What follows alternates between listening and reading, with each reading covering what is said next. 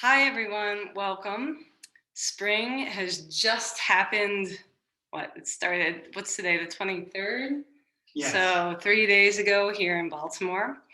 And as a result of this, we are in the middle of a little seasonal cleanse. My mom keeps saying, "You're fasting, right?" And I'm like, no, it's not a fast. It's a cleanse. It's different.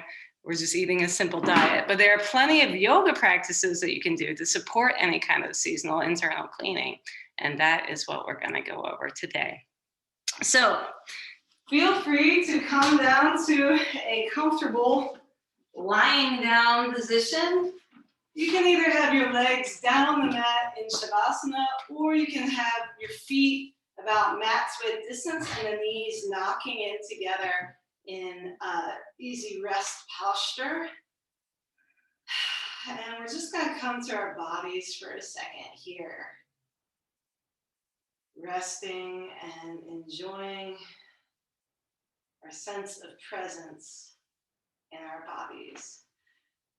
The reason why we clean out our house or our bodies or whatever, our car, whatever we want to clean out in, the change of seasons, we've just made our way ostensibly through a season, in our case, winter, and we have the sort of energetic refuse of that season as well as the physical refuse of that season. In Ayurveda, that is a manifestation of kapha, which is mucus. If you feel slow or stagnant or murky or heavy at the end of winter, join the rest of the human race. That's what happens to our bodies in the wintertime. So we do a little physical cleaning in an effort to move that stagnancy and break it up and get it moving through the body. So the first thing we're actually going to do is an abdominal massage to just sort of start moving the energy within the body. So feel free to bring the pads of the fingers right to the area where the ribs split at the sort of center of the chest here. It's at the bottom of the sternum. The area is called the xiphoid process. You can keep lying down to do this, but I'll show you up close so you can see what I'm doing. So I'm just going to bring the pads of the fingers here, right to my little spider butt on my shirt, and start rotating the fingers as you're pressing in. So as you see, I'm kind of pressing in a little bit here. If it hurts to press in like this, just gently rub the fingers on the area like that. That's fine too. We're just kind of bringing some life and awareness to what is considered the heart region, this whole area here, although it's also very close to the belly, which is where our digestive fire is. That's where our sense of getting done comes from. So we'll just keep doing this for a little while. Breathing deep. Feeling the heart region relax. Inhaling and feeling the belly fill up. Exhaling and feeling the belly fall back towards the spine. Today we will be doing some practices from a series called Shatkarma. Shatkarma means 6 actions. When you're ready, you can switch the direction you're rotating your fingers. These 6 actions are called dhauti, basti, nauli. What else have we got? There's one more. Dhauti, basti, nauli, tratak, kapalabhati. Oh, and neti pot, which some of you may have heard of. They sell those at the drugstore now. Traditionally, even toothbrushing came from Ayurveda. It's a Shatkarma practice, a version of dhauti. So today we aren't going to go over all 6 of those practices. There actually are many, many more than 6 of the practices, but 6 groups. We're familiar with pretty much all of them, but we're going to go over 4 of them today. 3 in class and then 1 afterwards if you feel like sticking around. If not, no worries. It'll be archived on our YouTube page. So when you're ready, start taking the fingers down along the lower left side of the ribs. So I'm still rotating my fingers and pressing in here, but I'm working them down to the left side of my body, just following the base of the ribs here. You can even dig in a little bit underneath the ribs at the base of your exhale to help kind of move some stuck sorrow, I guess you could call it, that emotion that stays in the lungs and in the ribs.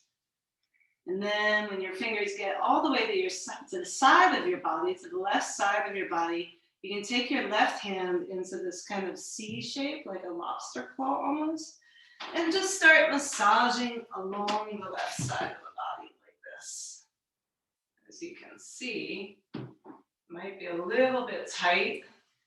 We're basically working our way along the descending colon here. So if things are moving, let them move. Be grateful you're practicing yoga at home and not in a big room filled with people that hear things move or smell things move. And we'll just keep working down the left side here. When you get to the left hip bone, start pressing in and massaging again, like this. And we'll work our way down to right above the pubic bone here. So again, pressing in. Apologies if you have to go use the bathroom. This is probably not very comfortable. So we're sort of massaging around the base of the rectus abdominis. Those are the abdominal muscles in the center here, which we will be using later on when we practice a version of dhauti. And then moving the fingers to the right side, we'll have them right above the right hip bone here. Again, gently pressing. If you encounter anything hard, just palpate it gently, see what it is. If it's air or undigested food or whatever it is, it will move on along. And now we're actually going to work our way up the ascending colon. When you get to the right side here, which is also where the liver is, feel free to take the right hand into a C shape. And again, gently squeeze right there. So it might be that you're just squeezing a part and a different part, but just see how that feels as you're working your way up the right side. And then eventually you'll find yourself at the base of the right rib. So we'll bring our finger pads back to that area and pressing in gently. We will work our way up the right ribs. If you want, on an exhale, really work your way in here. And then we'll find ourselves back at the xiphoid process, back at the top of the solar plexus here, this area. And then from here, just feel free to swipe the hands down on either side of the central line of the belly. So you don't want to ever press on the umbilicus, don't press on the navel, but you can just kind of smooth the hands down here. You can use the thumbs almost as massage tools to smooth down along the oblique muscles. Those are the muscles on either side of the rectus abdominis in the center. So just smoothing down. And then this next thing, you can stay laying down, but if you can see what I'm doing, that's great. I'll show you. We're going to do a version of dhauti. So dhauti is cleansing the alimentary canal or the digestive tract, but it's also used to clean the head region, hence brushing your teeth, which is a form of dhauti. We're going to do something called kapalarandra dhauti. So really, it's traditionally practiced with a thumb like this, but I prefer to use the fingers. So again, using the pads of the fingers and not the tips, let's take the first two fingers right to this area. You can really see it well because I don't have any more hair to hide behind. But that area right here, so there's my shoulder or my eyebrow kind of ridge. It's right above that in the center. So when you have your fingers there on your third eye, again, gently press and rotate the fingers. This is considered a cleansing practice for the head region. Kapalarandra dhauti. Kapala typically signifies head. So there you go. So we'll go first in one direction, just gently pressing there. If you wish to close your eyes and really get into the feeling of massaging your third eye, basically, go for it. Don't forget to breathe. And then when you're ready, We'll switch directions, rotating fingers the other way. If you wish to use the thumb, you rotate the thumb the other way. Like that.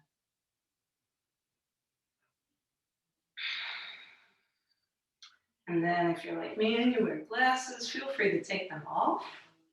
And we're just going to slide the fingers out along the eyebrow line. So just do that a few times, starting at the center and drawing the fingers out to the edge of the brow until they land right at the edge of the brow here on the outside of the eye. So there's a little kind of almost like a fleshy part right here, and you want to press into that.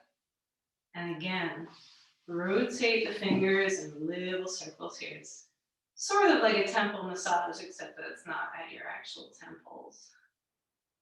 First going in one direction. And then when you're ready, switch the direction, going the other way. I'm going to be chit-chatting a lot in this class because Brian just had his first COVID shot, so he might be feeling a little quiet. Perhaps. Maybe he'll fall asleep. We'll see. The question is, as we clean ourselves, can you keep Brian awake? And then from here, allow the hands to come down by your sides. And then the knees, if they're bent, you can straighten them, lengthen them down the mat, draw the legs together, stretch the arms long above the head. Stretching long, long, long. And then feel free to roll off to one side or the other, resting in the fetal position for just a second. Trying not to fall asleep, even if you're feeling the tiring effects of vaccination. And then when you're ready, we'll press down on one hand, then the other, coming to hands and knees. In my case, removing my socks. Ooh, hello, Lynn. True professionals we are, you know by my sock lint. And then from here, we're going to tuck the toes, lift the hips into just a very gentle, brief downward facing dog. You can bend one knee, bend the other knee, just stretching out here. We will come back into downward facing dog, never you fear. In fact, I might even throw in some sun salutations today, which I know is very unorthodox for us, but they are quite good for you, apparently. And then when you're ready, we'll just walk forward on the mat. Knees can be bent here. Coming into just a real relaxed, gentle forward fold. You can grab opposite elbows, swaying side to side. You can wrap your hands behind your calves if you want. You can press your hands into the ground if you have a real deep forward fold. You could even interlace the fingers behind your back and stretch your arms long over your head. And then wherever we are, we'll just roll our way up to standing, shaking a little bit. Tilt this Heads up. got chopped off. No heads are chopped off. There we are. There we go. Headless horseman. And then he woke up. This is great. And then from here, we're just going to do a little bit of warm-ups to get the energy flowing in the body. So let's start off with shaking, which is so good for you. I should warn you, if you're about to go to sleep right after this practice, take it easy because it will be a little bit of an elevating practice. Shatkarma has that effect on a lot of people where it really tends to draw the energy up as we clear things out. It makes you feel light and, I don't know, I guess energized. It's a great coffee without coffee. So feel free to turn this bouncing into bouncing and twisting. Twisting is another great cleansing practice as it works things through the digestive tract.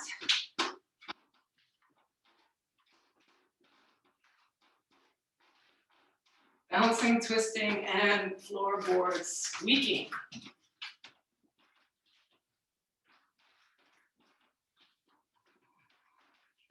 And And then we're going to bring this into a more formalized Tibetan style twist. So you can stop bouncing and just continue twisting side to side, trying to keep the hips facing forward as much as possible. We're going to bring the arms up to chest level. Also try to keep the spine nice and long as you do this. As we twist to the right, we're going to inhale. As we twist to the left, we exhale.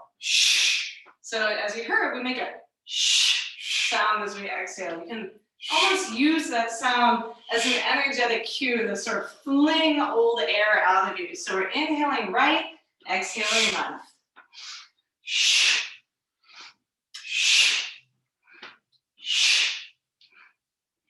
And at this point, we can turn the arms up like goalpost arms. Same thing. Inhaling right, exhaling left.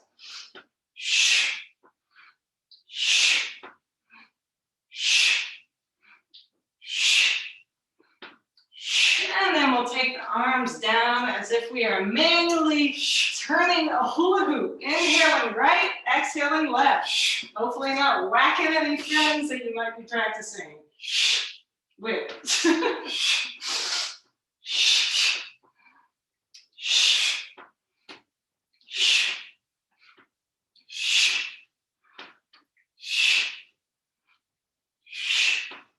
And then you can just sort of shake it off, let the twisting become loose again. Feet can still stay nice and wide here. My feet are probably a little wider than that to a distance.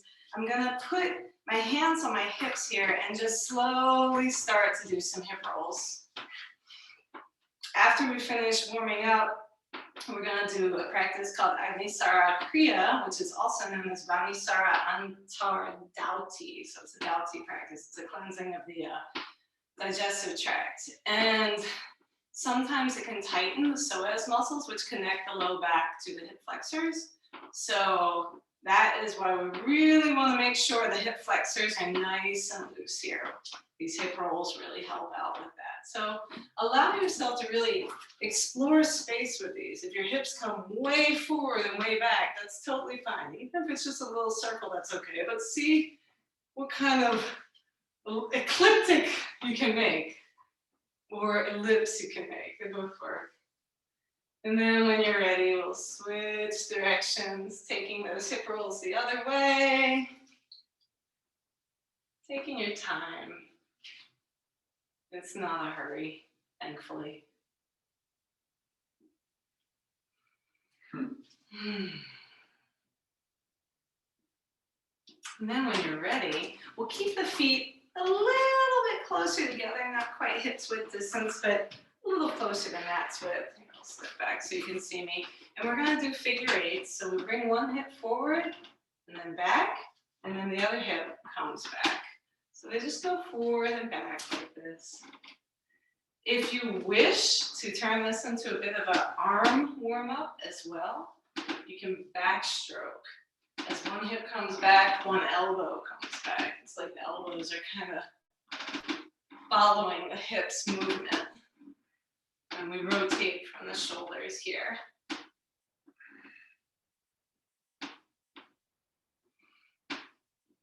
And then shake it all off, come back to earth. That is a practice for me that draws the energy up too and can make me really get up in my head, whereas shaking gets you right back down into the body. So again, we'll go the other way. This time we bring a hip forward from the back and then the other hip forward. So it's a reverse of the last movement for the hips. Feel free to bend the knees just as much as you need to here. I can show from the side as well. Ooh. There we go.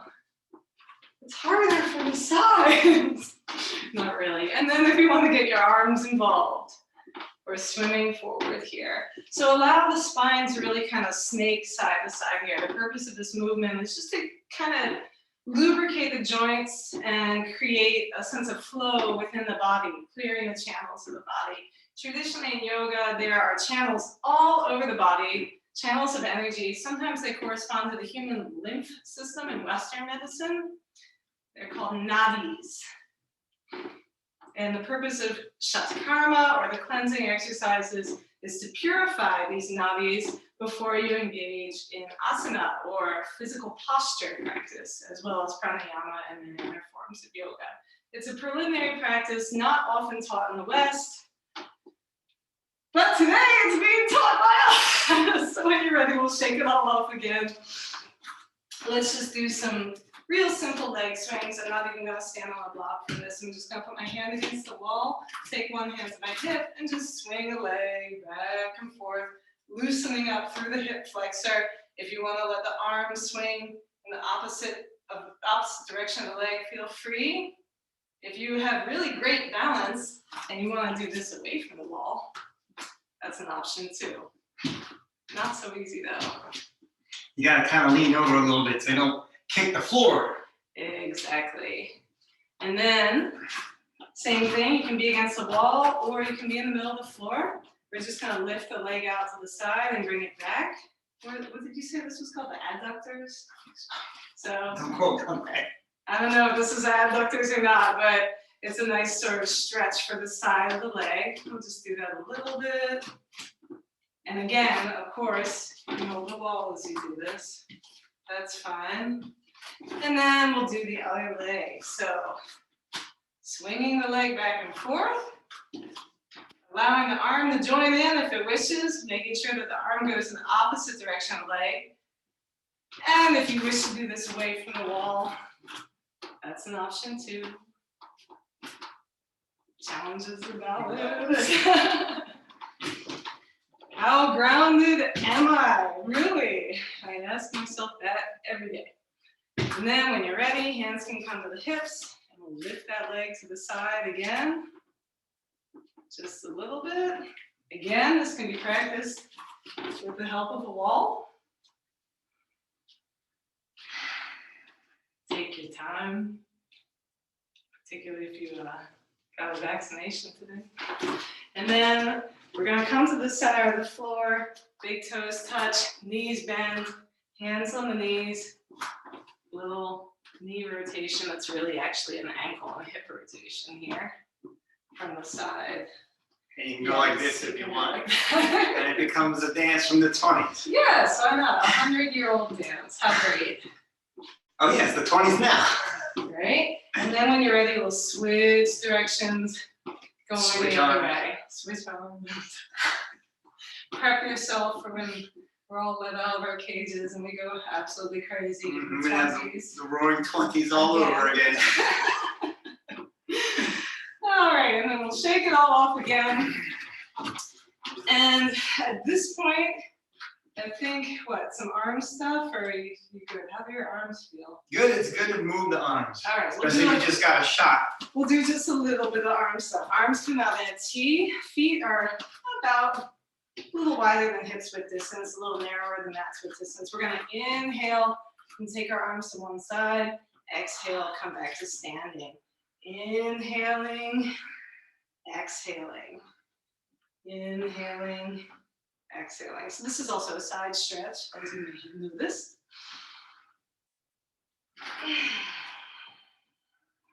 Swaying palm tree is what some people call this movement. And it is actually part of, what is that? Shanka Prakshalam. Yeah. A really epic body cleanse that we will not be teaching in this class because, oh my God. That would be very intimate for us to teach that one. But it does include 5 movements. This is one of them to help move things through the body. When you're ready, arms are out empty. Feel free to shake them off if you need to. Otherwise, we're going to draw little circles with the arms that spiral out to bigger and bigger circles, possibly crossing at the wrists at some point, like this. Feet are pretty much in the same position as they were before. Then take our arms out into a T again, and we'll go the other way. Palms face down, I should have said it earlier. Apologies. Again, crossing at the wrists. Then, palms face up, take a break if you need it. Shake the arms up if you need it. Otherwise, little circles. Crossing at the wrist, perhaps, as the little circles spiral out bigger and bigger. And then arms out into a T, same thing, little circles going the other way. crossing at the wrists. And then arms come down by your sides and allow an arm to waggle like it's a loose noodle, like it's barely attached, like it's some kind of tentacle or something like that. This is like something from Alien for sure. And then we'll do that with the other arm. My arm is growing so long as I waggle it that it's making its way to the floor. It doesn't really have to do that. And then we'll just shake it all off, and I'm gonna show you my belly. Because that is what we're about to work with now, is agnisara kriya, also known as vahnisara, antar, dhauti. So we've done this one in this class before. Some of you might be familiar with it. It's a pumping of the belly on the exhale. So what it looks like, oh yeah, strip down. Show me what's up. Yes, very nice. I love it. So basically what I'm gonna do, the reason why I do this is to stimulate digestive fire and help things to make their way through the body. The idea is that we do these cleanses to move stuff around that might be stuck in the body, and some of these cleansing activities will do the same thing. So agnisara kriya is, I guess the best thing for me to do is just show it. So my feet are about hips width distance, maybe a little bit wider. And I'm gonna bend the knees, coming down into a stance that's very similar to chair posture. I'm gonna put my hands on my knees. I'm gonna inhale deeply, and then I'm gonna exhale. And at the base of my exhale, I don't know if you can see, I'm gonna flap my belly. So pulling the muscles in and out and in and out. Brian's showing it really well.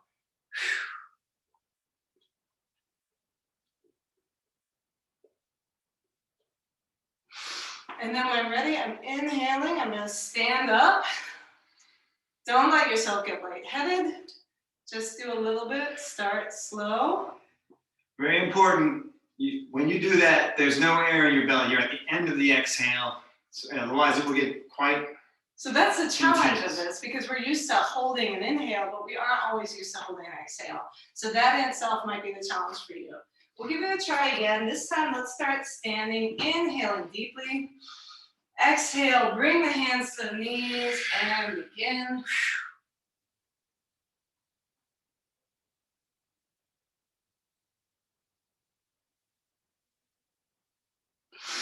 Inhale when you're done, stand back up. Yes, it does look like the chest burster scene from Alien, but our bellies are thanking us for this. We'll do one more round. Take it at your own pace. If you like to go really slow and just see what it's like to really mindfully draw those abdominal muscles in and then release them, you can. Or you can practice seeing what it's like to kind of flutter them to go a little bit quicker.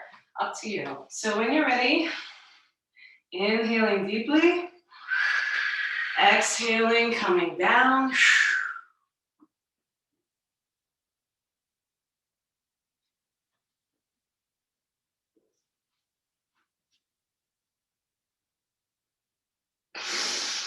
Inhale, stand back up, shake it on off.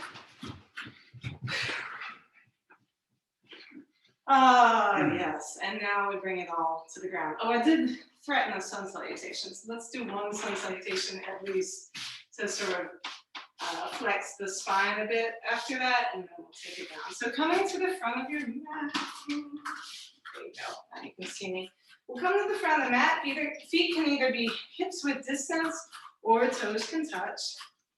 Inhale, arms up wide above the head. Exhale, fold forward.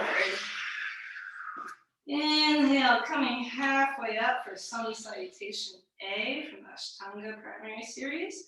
Exhale, hands come to either side of the feet. You can step or jump the feet back to high plank. If you wish to lower your knees here and come down that way, that's fine. Brian will show Chaturanga. I will show you chest chin. So inhaling deeply. Exhale and come down, keeping the elbows hugging into the side of the body. If you're doing these chest chin, the chest and the chin come down. And then we let everything come down and inhale up, just do a little baby cobra. So low you can lift your hands off the mat like this. When you're ready, exhale, come forward. And inhale, come through tabletop, lifting the knees, then exhale back into downward facing dog. We'll hang out here for a few breaths so that Anne can catch her breath.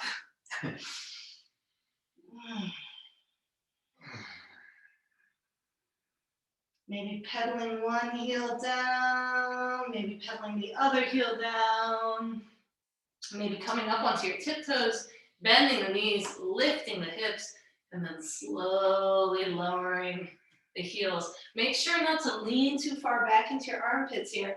You want to draw your spine long, and so you come forward a little bit here. The idea being that the shoulders are coming down the back towards the tail, not up towards the ears. So, and then when you're ready, you can walk, step, jump, float, levitate, whatever you like, to bring your toes to meet your hands up at the front of the mat, folding forward. On your next inhale, we'll come up to flat back, that's halfway. Keep the chin tucked here so that the spine is nice and long.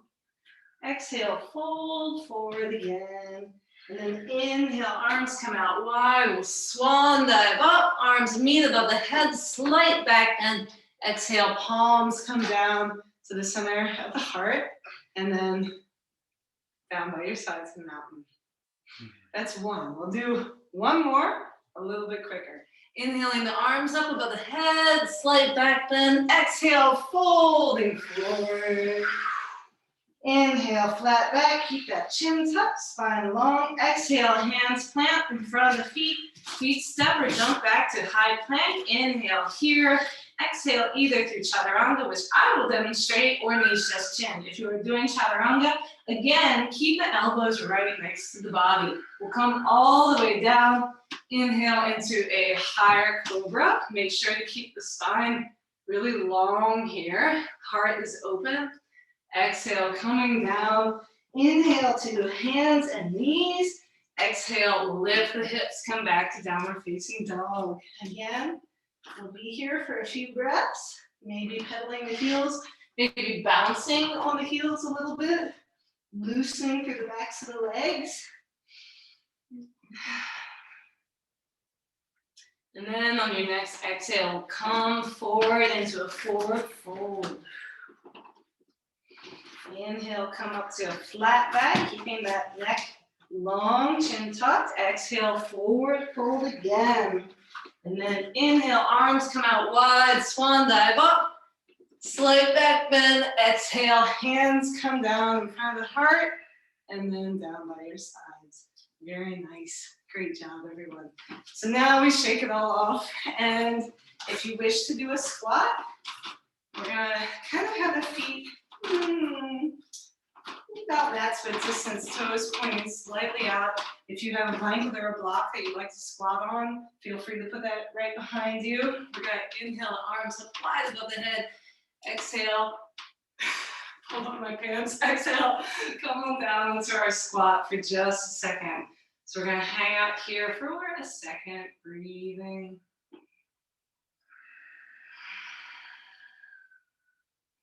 If you wish to do a twist from the squat, you can bring the right arm out in front of you, and then the left arm behind you. And then, if you want to take it to a bind, you can bend that right arm around the right knee, and grab for the fingers behind your back. That is an option. Otherwise, you can just stay like this. That's fine too. And we'll come back to center, to prayer. Spine is nice and long here, so I'll show from the side again. Yay! And then left arm comes down, right arm comes up like that. If you wish to do a bind, you just reach around with that left arm. Yep, like that. Very nice. And then we'll come back to prayer, and then this is the this is the best part. You just sit back. At this point, we're going to be seated for kind of a little while because we're going to do kapalabhati, which is a breathing practice to cleanse the lungs. It cleanses stale air out of the lungs. So as you see, I'm grabbing my little blankie and I'm going to sit on it. And I'm actually going to show you what this practice looks like from the side as well. The cat's out of the bag. I've already showed my belly today, so here we go again. Kapalabhati is similar in movement to agnisara kriya, which we were doing earlier, where we were pumping the belly. This time, though, it is a forceful exhale, passive inhale. So what I'm doing is a series of breaths. Some people like to think of it as almost hyperventilating, but basically it looks like this. And if you can imagine it like just gently sawing through a log rather than hyperventilating, that might be a much more pleasant visual for you. Yeah, what a wonderful metaphor. Right? So the idea being that when we pump our abdomen like this and we're pushing the air out of us, it actually pulls out stale air from today, from yesterday, from whenever. In the previous life, I worked as a touring musician performing in environments which were sometimes very smoky, and I did find the next day when I would do this practice that I would taste the smoke coming out of me, the cigarette smoke, which I'm not a cigarette smoker, so that was always a bit of a eye-opener. So what we're going to do is first 2 rounds of Prana Mudra, inhaling the arms out wide and up, exhaling, pushing the hands down. As you might see, as I inhale, my arms come wide and I lean forward a bit, and then I exhale and lean back a little bit as my hands push down from here. You can just rest the palms on the knees. We're going to inhale about 3/4 of the way and then do our first round of about 20 or so of these pumping breaths. So take your time with it. Be patient with yourself. If you want to do more than 20, go for it.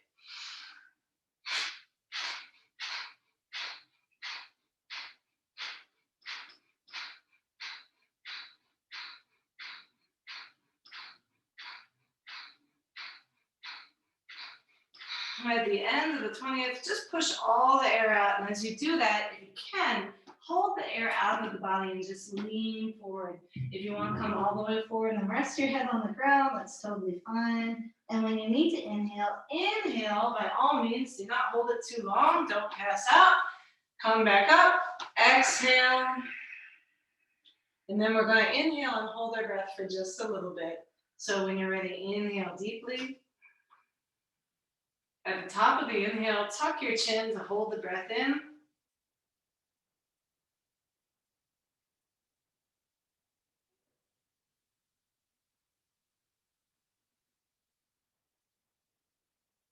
And then when you're ready, lift the chin, exhale.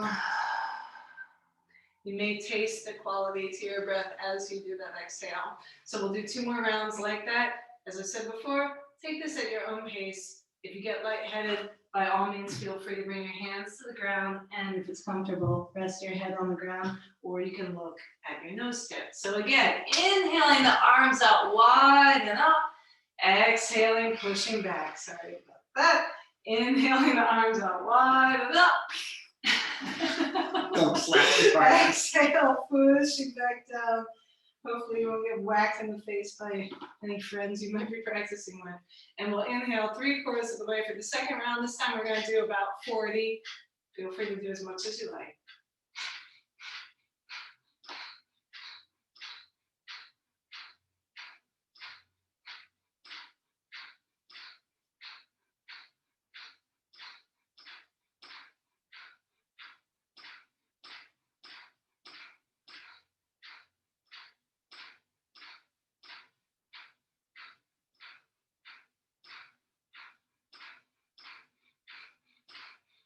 And then when you're ready, exhale, fully folding forward, pushing all the air out of you, possibly resting here with the air out of you for just a second. And then when you need to inhale, inhale deeply, sitting back up. Exhale when you need to. And then we'll inhale deeply and hold. So one thing I might bring up for the inhale and hold, the locking of the chin is called jalandhara bandha. And what that means is when the chin locks, it's almost like you're closing off a vessel and holding all the air inside like that. Some people also engage mula bandha, which is a tightening of sort of root chakra, I want to say, but it's up to you whether or not you want to lift up from below. I find that if you do lift up from below, make sure to release when you're done. Otherwise, it's easy to become kind of anal retentive if you get in the habit of that. So, not that we want that. So, when you're ready, we'll inhale deeply. If you want to lift your chin as you inhale, just to sort of drink in extra air, that's fine. And then tuck the chin at the top of the inhale. We'll hold for just a sec.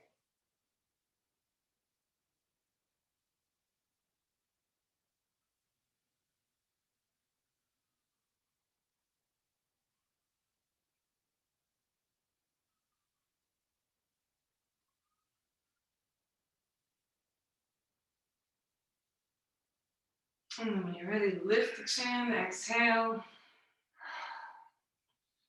Breathe normally for a second. Come back to your body if you've had things go up here, as they sometimes do. Although with the inhale and hold, the idea is actually that energy sinks a little bit with all the air inside of you, but different people experience it differently. So last round, inhaling arms out wide and up, exhaling, pressing down. Sorry. Inhaling the arms out wide and up. Exhale, pressing down. Inhaling 3/4 of the way for about 60 rounds of kapalabhati.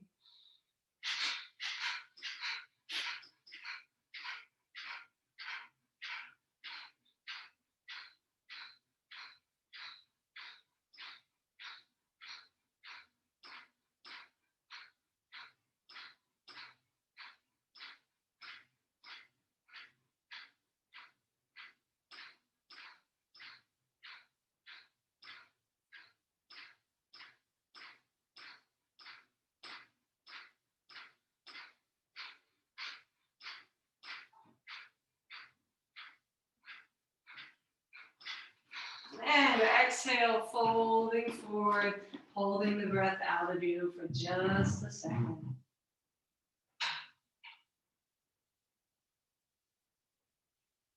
When you're ready, we'll inhale, coming back up to seated.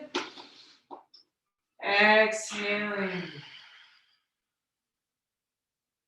And then if you like, we'll have a deep inhale and hold at the top of the inhale. So again, as you inhale, if you wish to lift your chin as you're inhaling, and then tuck the chin at the top.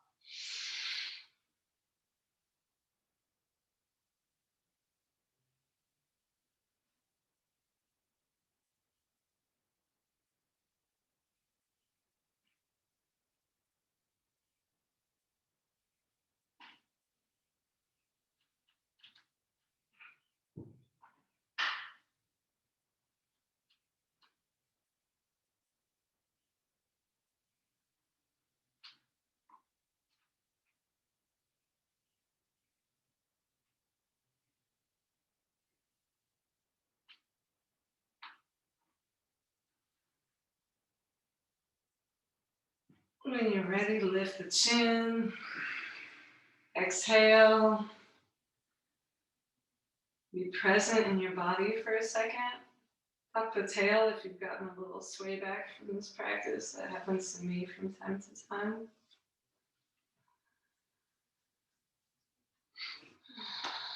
And so we've done dhauti, we have done kapalabhati, and now we are going to do tratak. This is why I mentioned in today's class description that you'll want a small, round-ish pebble, white-ish, something like that. You can use a bottle cap or any other small round object that you might have in your vicinity.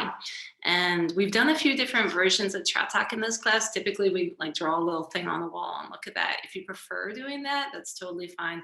Otherwise, we will teach you something our teacher, Teo Semko, taught us that he called 3D tratak. I think the reason why he called it that is because as you observe this object, you begin to sense and perceive the qualities of it with, I don't know really how to say this, I guess your third eye, but kind of with your mind. So it's an interesting practice as a meditative practice and a centering practice, but it's also in Shatkarma used as a cleansing practice for the eyes. The idea is that when you gaze at something, ostensibly trying not to blink, your eyes will start watering. And as they water, they wash out excess protein that's stuck in the tear ducts that prevents the release of serotonin. So that is why crying makes you feel good. And the way that we do this practice, we're just going to do it for a couple minutes, not very long. I mean, you can do it for 10 minutes if you like on your own time, but if you do it for 10 minutes every day, don't be surprised when you start perceiving things all around you that you will be quite surprised about. So the way that I like to do this, I'm engaging Shambhavi Mudra, which is gazing at the third eye center. It can be a little bit unusual if you haven't done anything like that for the eye muscles to adjust to this. So again, take this at your own pace. If you need to close your eyes and let them rest at any point, that's totally fine. Also, your arm may get tired at any point from holding this little object like this, in which case feel free to switch arms, maintaining focus on the object. I'm going to measure out about this far distance between my pinky and thumb. About a hang loose distance. Yes, about a hang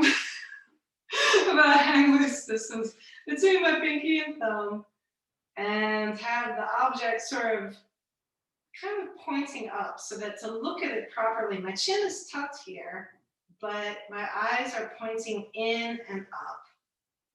So when you're ready, focus on your object. If you need to remeasure that distance at any point, that's fine. And we'll just begin kind of gently gazing at this thing. It probably feels a little bit weird to be pointing the eyes in and up like this. You may be feeling the need to blink. Try not to. You might have noticed also that I took out my glasses. If you're wearing contact lenses, I don't recommend any kind of non-blinking practice. So if you're wearing contact lenses, either take them out or blink when you need to. If you're wearing glasses, take them off.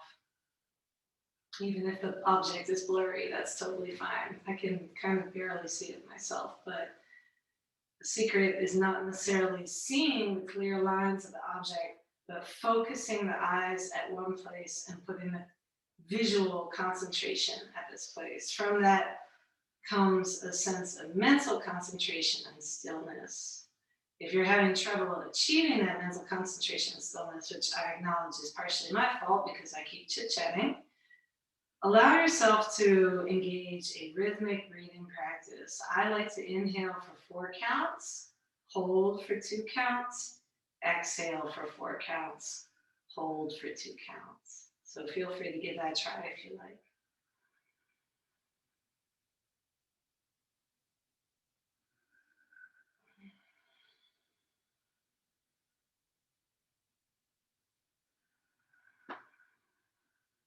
Make sure to keep the tail tucked, the spine long, chin tucked, shoulder down. If your shoulder is feeling fatigue, you can switch hands. Measure off. Keep gazing at that point.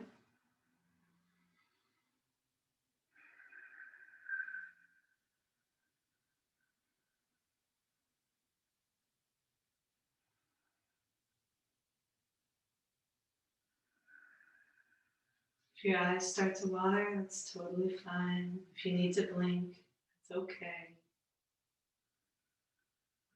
Just rest your eyes on the object, avoiding blinking if you can.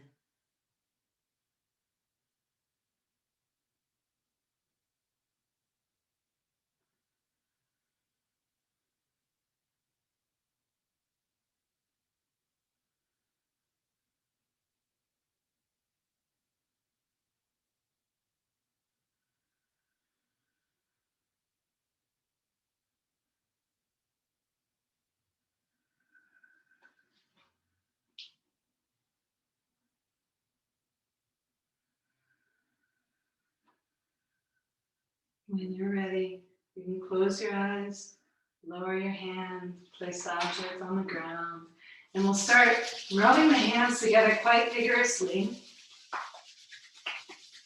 so that you build some warmth in your hands. Fingers can be wide if you like, or together, doesn't matter. And then we're going to cup the hands over the eyes, and hopefully that warmth that you generated on the palms is radiating back towards the eyelids. Your eyes are closed here. Just allow that warmth to sink in for a second. And then you can open the eyes, gaze at the lines between the fingers, and slowly bring the hands away from the face and let them come down. If your eyes are feeling achy after that, or you need to wipe away tears like me, go for it. If your eyes are feeling achy, we're gonna take a look at our thumb and draw it close to the face like this. Inhale deeply, keeping the eyes on the thumbnail.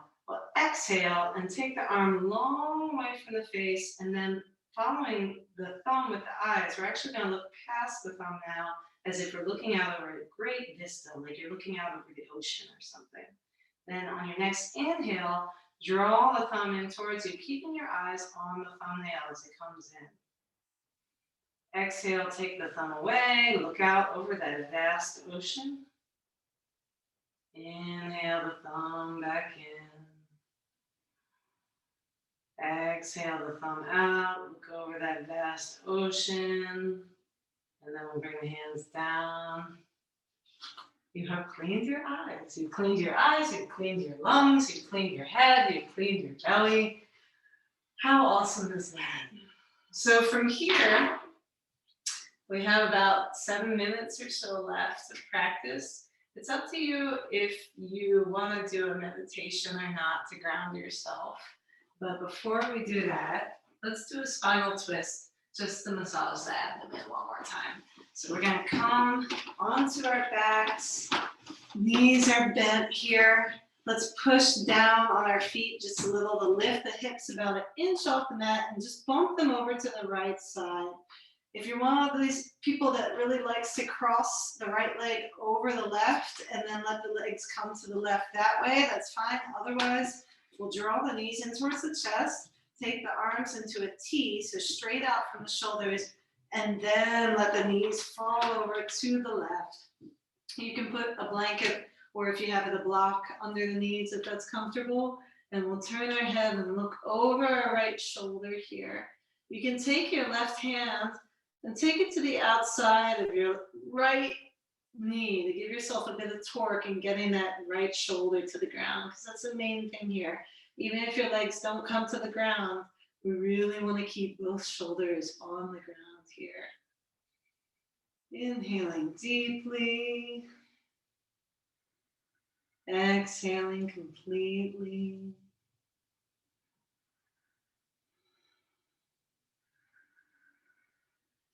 And when you're ready, knees come back up. Let's center our hips again. This time, we'll push down into our feet, lift our hips a little bit, and then bump them out to the left. If you'd like to cross your left leg over your right and bring your legs down that way, that's fine. Otherwise, we'll draw the knees up in towards the chest and let them fall together towards the right. Look over the left shoulder, tracking that left shoulder down towards the ground. If you want to have a little extra torque, you can take that right hand to the outside of the left thigh, knee area. Then we'll look over our left shoulder.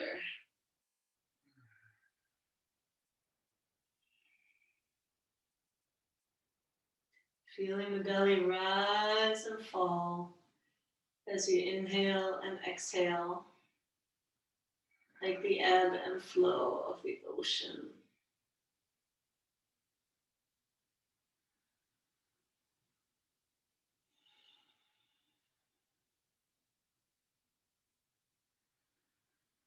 And then when you're ready, we'll come back to center. And it's up to you. You can either come back up to seated and take a comfortable seat on your blanket and have a few minutes of meditation, or you can open yourself out into Shavasana. And if you are in meditation, you can do a little of each if you like.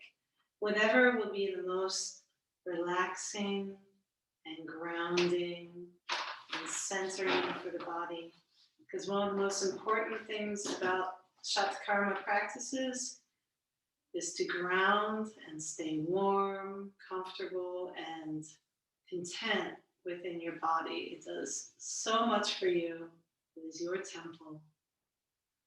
And you do so much for it by doing these practices.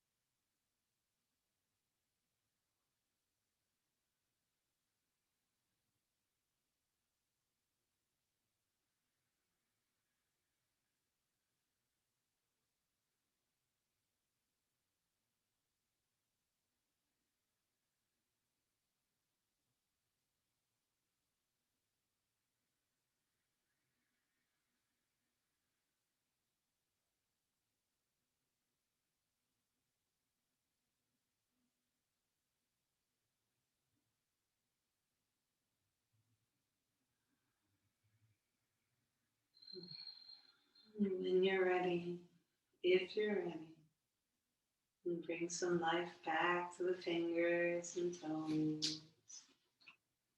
Maybe rolling the wrists and ankles a little bit. And then you can take the arms long overhead, draw the legs together, stretching long. Wake up, stretch. And then when you're ready, feel free to bend one knee, then the other, rolling off to one side or the other, resting in a fetal position for just a second. And then we'll push down with one hand, then the other, Coming back to a comfortable seat, taking the time to sit on a blanket if you like. And if you want to do an Om with us, you can do 2 more rounds of Prana Mudra, inhaling the arms out wide and up. Exhaling, pushing down. Again, inhaling the arms wide and up. Exhaling, pushing down. And then we will inhale for 1 round of Om, the sound of the universe being created. How dramatic. So when you're ready.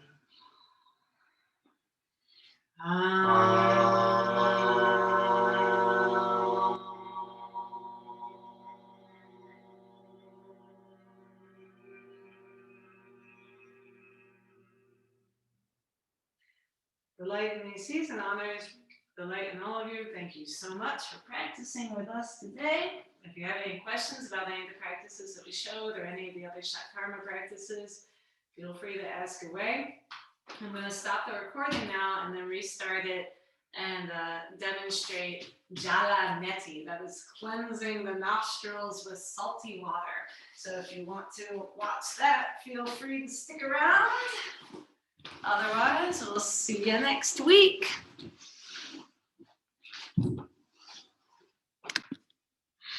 Hello, so today I'm going to demonstrate jala neti. This is a neti pot. You've probably seen one of these. You can get them at health food stores, but I think they also sell them at drugstores like Rite Aid and Walgreens and places like that.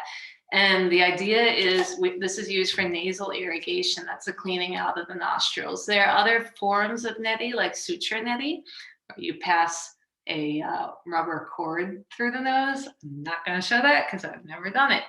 But the idea with jala neti is you use an isotonic solution. So that's a solution of salt water that's kind of like your tears. I do this every day in the shower, so I'm used to measuring out the right amount, but I do believe the tear solution is something along the lines of like a half teaspoon to a cup of water. You can always Google search how salty are tears, and that will give you an idea. So I take a scoop of salt. This is sea salt. You can use kosher salt as well. You might want to avoid salt with anti-caking agents and stuff like that in it. And then I am going to turn on my hot water. I'm using tap water, but typically I use filtered water. I'm just using tap water for ease of demonstration. If you live in a place where the tap water is compromised by lead or by just other contaminants, you might want to use filtered water or boil your tap water before using it. You want it to be warm. And you'll learn quickly. I mean, neti is a practice that you can do every day. You'll learn quickly what the difference is between too much water and too little water and too much salt. They both have a different kind of feeling, and believe it or not, they're both used for different things. If you use too much salt, it actually makes you dry up. Like if you have too much mucus, you might want to use a little extra salt. If you have too little salt, it makes you produce mucus. So either way, they both feel oompy. I don't recommend it. So when the water is warm, fairly warm, we'll fill up the neti pot and I'll show you. The hazards of living in an old house is that sometimes your neti practice may take a little while. You want to avoid practicing neti when you are really congested or really sick. You may think, oh, this is going to be really helpful, and to a certain degree it might be, but it also might actually aggravate the illness. So you want to save this for when you're feeling pretty good, and it's really just used to clear out excess dust and stuff like that through the nostrils, excess mucus, all of that. So I fill my neti pot all the way. And as you see, I'm kind of leaning over the sink, but you can do this standing. You just want to turn your head to one side. And then you place the neti pot in the nostril. Oh, there you go. And as you see, water is going in one nostril and out the other. So for the sake of balance, I'm actually going to use half on one side and half on the other. The idea is that the chin is kind of tilted higher than the forehead here. I know this is an awkward angle and it's hard to see, but if you have water come out your mouth, just tilt your chin a little bit higher. There we are. And then when you're done, excess water will come out. Just keep your head tilted to the side. And this is when we come back to doing our kapalabhati practice that we did earlier in class today, where you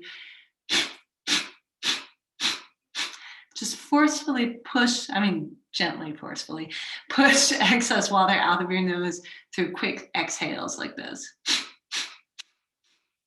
You can even close off one nostril to do this. And you do the other side. Kind of keeping the head down like this, letting it drain out. And that is it. That is your neti practice. Thank you for joining us today. And if you have any questions, feel free to message us through YouTube.